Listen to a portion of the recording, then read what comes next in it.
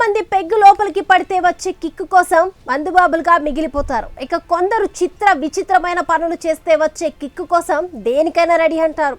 అయితే మందుబాబులకు వచ్చే kick common అయితే వెరైటీ పనులతో కిక్కును ఆస్వాదించేవారు చేసే పనులు చాలాసార్లు అన్కామన్గా ఉంటాయి.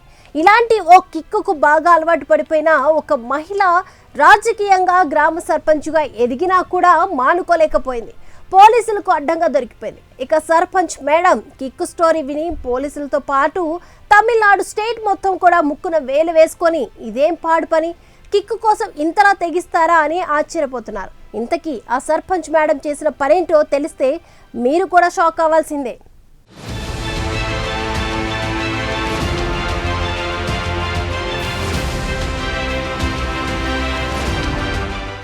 అయితే సర్పంచ్ మేడం కిక్కు స్టోరీలోకి ఎంటర్ అవడం కంటే ముందు కాంచీపురంలో ఒక బస్సులో జరిగిన దొంగతనం కేసును పోలీసులు ఎలా ఛేదించారో తెలుసుకోవాలి.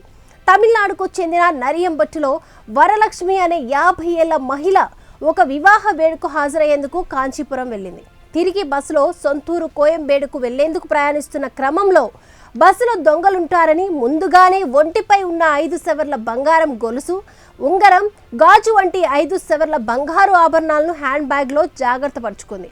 అయితే ఆమె కోయంబేడులో దిగి తన బ్యాగ్ చెక్ చేయగా నగలు మాయమయ్యాయి. ఎంత జాగ్రత్త పడ్డా దొంగలు నగలు కొట్టేయడంతో లబోదిబోమంటూ బాధితురాలు కోయంబేడు పోలీస్ స్టేషన్లో ఫిర్యాదు చేసింది.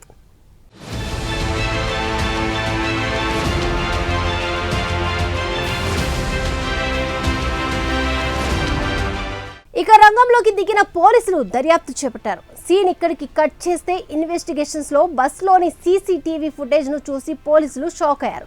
బాధిత మహిళ బ్యాగ్ లో నుంచి నగలు చోరీ చేస్తున్న మహిళను చూసి పోలీసులు కంగుతిన్నారు.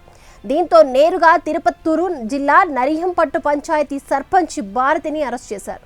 ఇక ఆమె పోలీసులకు ఇచ్చిన రియాక్షన్ ఇప్పుడు చర్చనీయాంశంగా మారింది.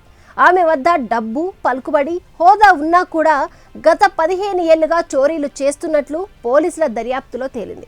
పైగా ఇలా దొంగతనాలు చేయడం వల్ల వచ్చే కిక్కు, ఆనందమే వేరని, అందుకే తాను దొంగతనాలు చేస్తున్నానని చెప్పడంతో పోలీసులు కంగుతిన్నారు.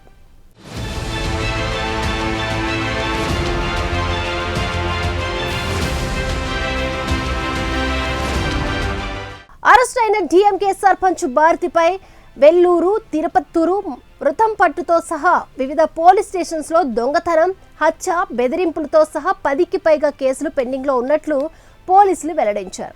ఇక పంచాయతీ సర్పంచ్ భారతిని కోర్టులో హాజరుపరిచి జైలుకు తరలించారు.